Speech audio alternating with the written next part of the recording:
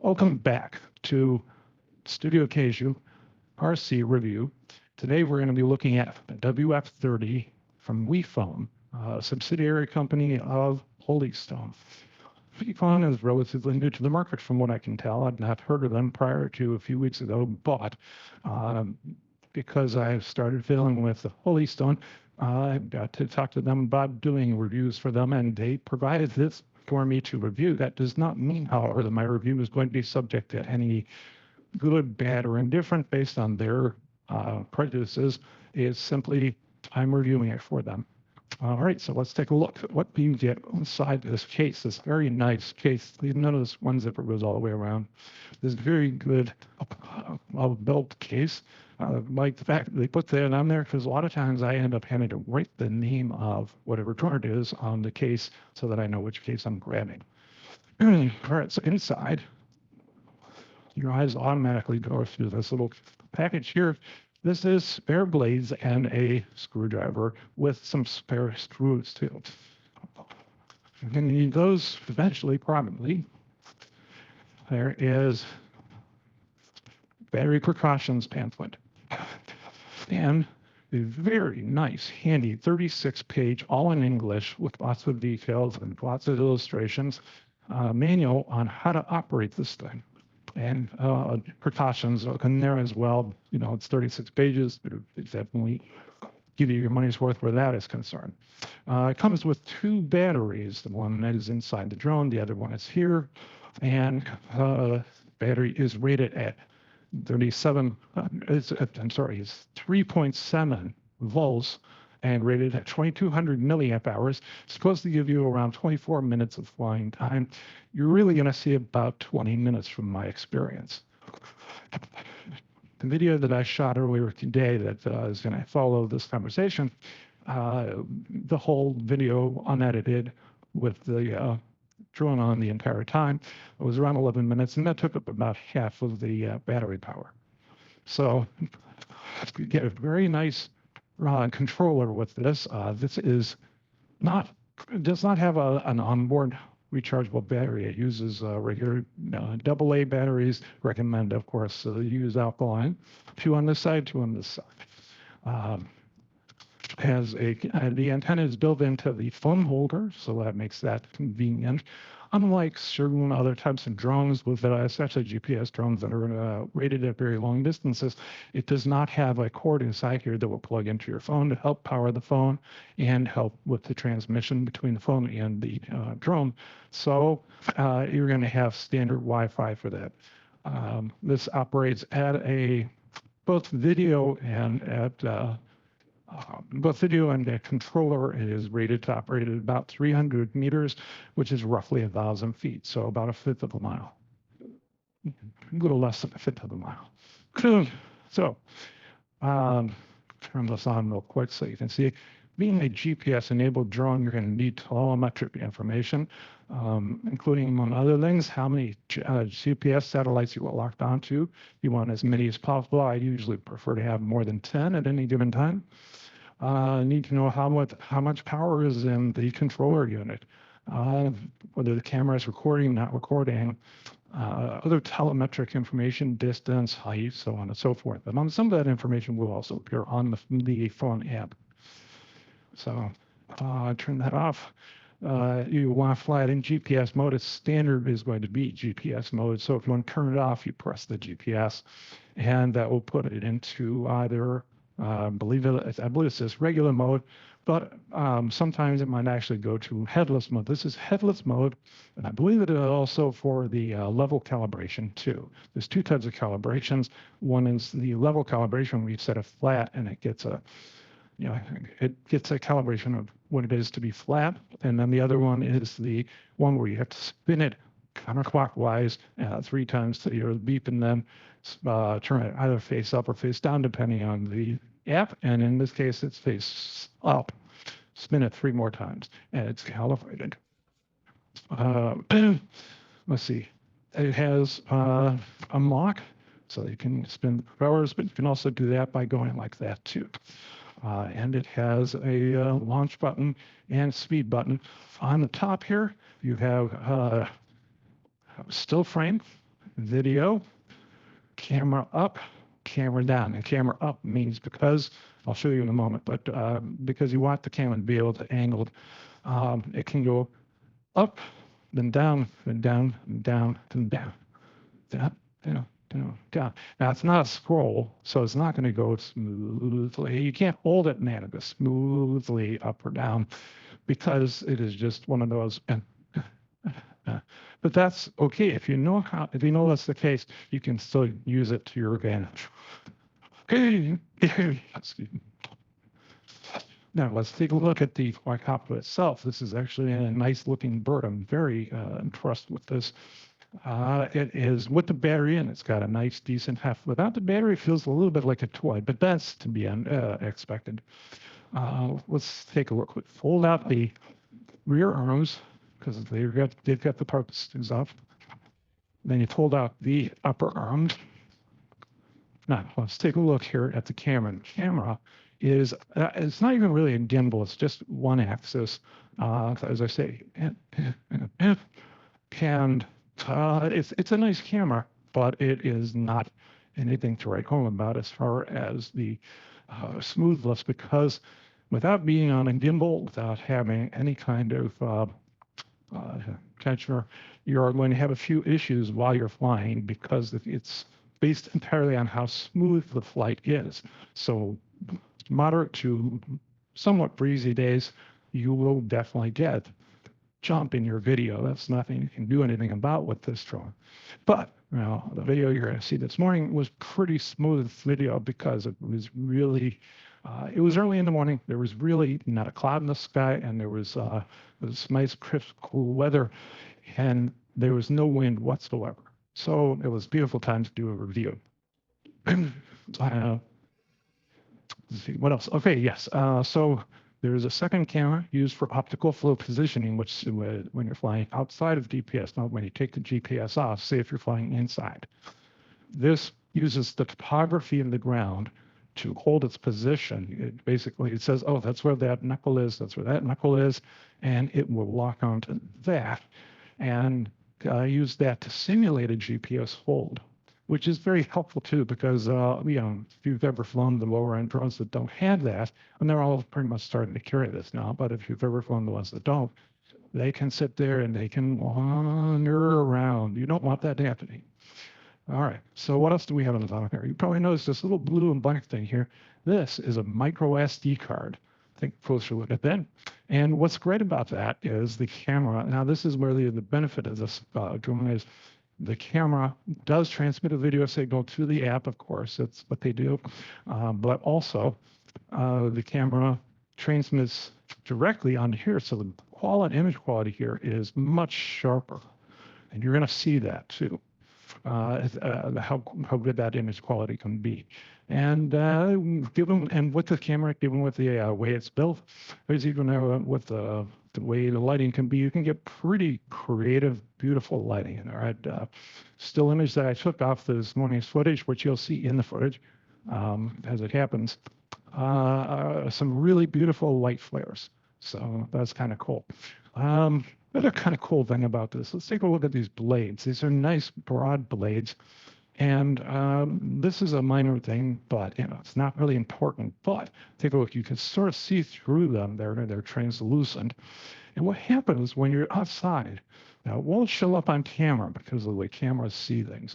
But if you're standing up right there and it's like relative to you about like this, and you're looking down at you and it's in flight, you're not going to see the propellers. They basically almost completely disappear, because they're translucent and they're very broad, and this is also extremely quiet.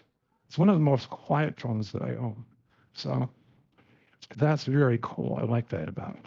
The battery, simple, pretty standard. You just click in there, pull it out, and push it back in, and click. You're good to go.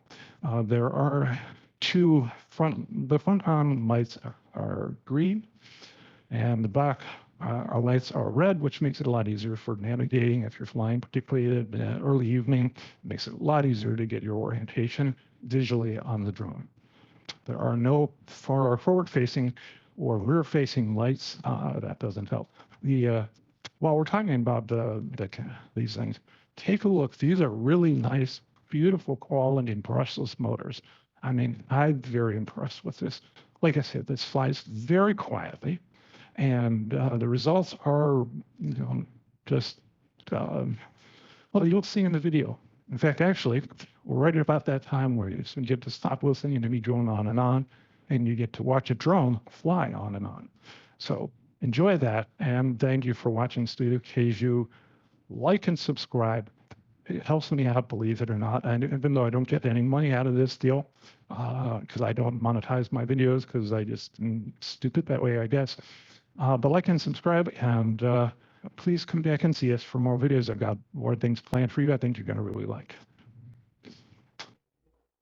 Watch the other video.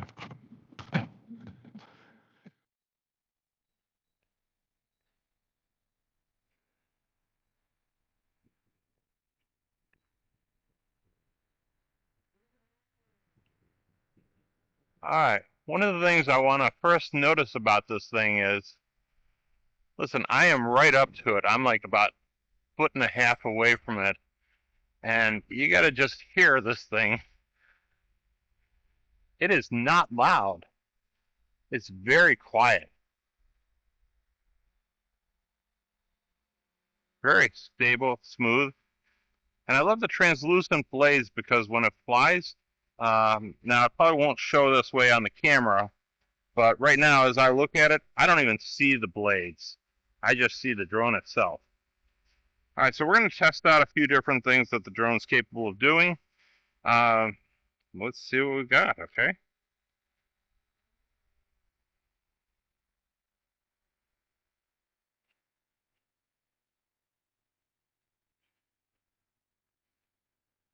She's very responsive. She turns smoothly. Oh yeah, I should be recording video. She's very responsive. She turns smoothly. All right, so I don't know if you saw that, but that's the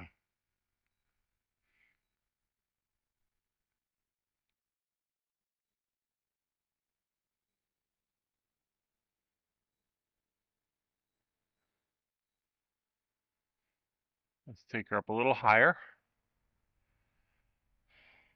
So right now we're at 11 meters, or 18 meters and 11 meters away from me. Let's take it out a little bit. It's on GPS mode again with 19 satellites. So she should be very stable. It's a pretty calm day today, and I love the fact that it's a completely cloudless sky.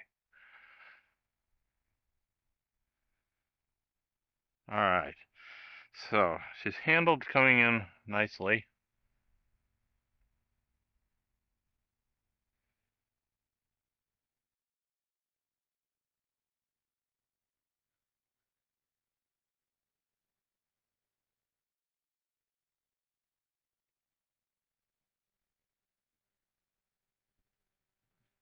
Okay, now we have some features on here. I usually don't test out the features, but I think today I want to.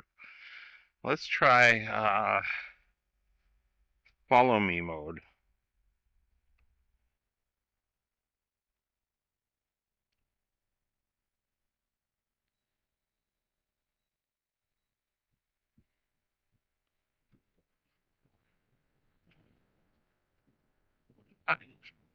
So it is following me. I'm gonna move it back a little bit. And that's, all right, so I think I need to adjust where I am relative to this. Okay, let's try follow me again, because I think by adjusting that made a difference. So,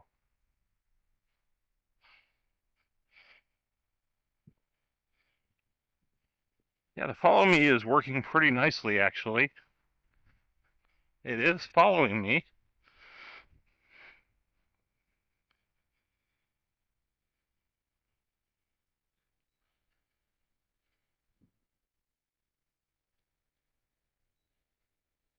There we go.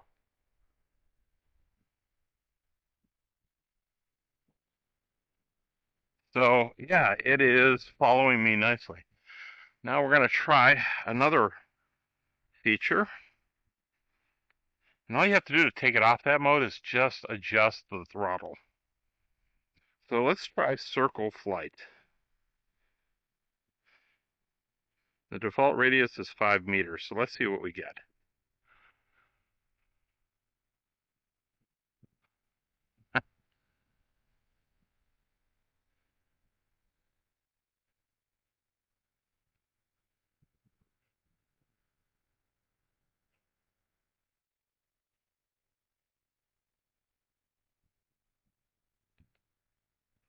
So really, those are the two big modes.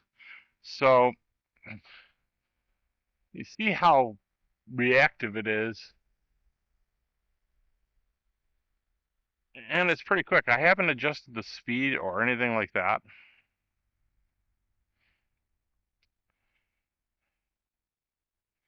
It's very stable. And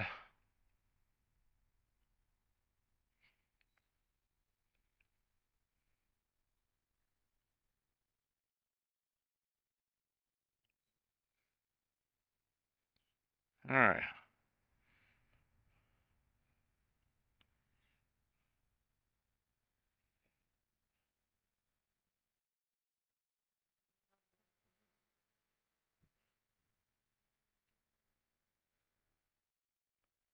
Now we're going to take her up and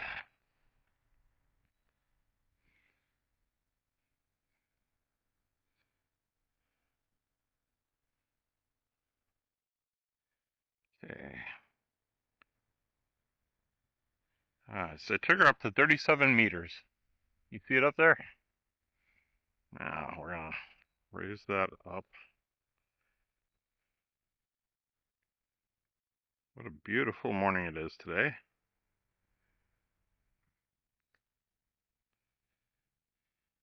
So the camera is going to adjust for the lighting situation.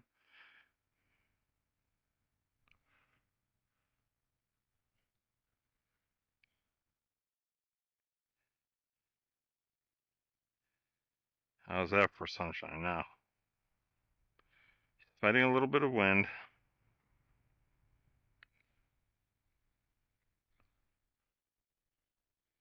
But she is holding on decently. Ooh, I like that.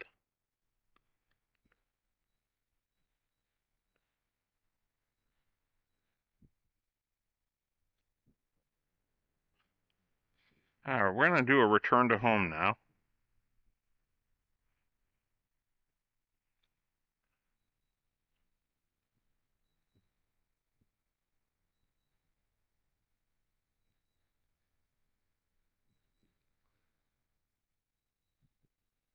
Let's see how close we get to home. Those battery is down quite a bit.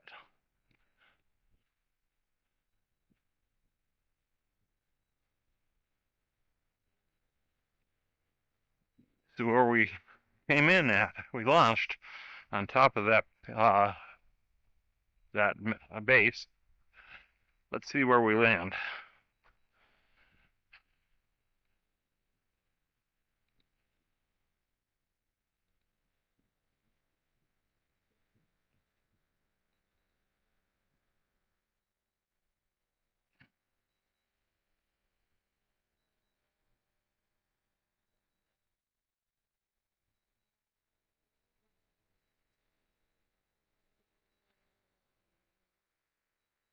Wow, look at that, like about a foot off of the foot and a half off of launch point. How is that for amazing? All right, this is actually not a bad machine. Okay. You know what, you did good. All right.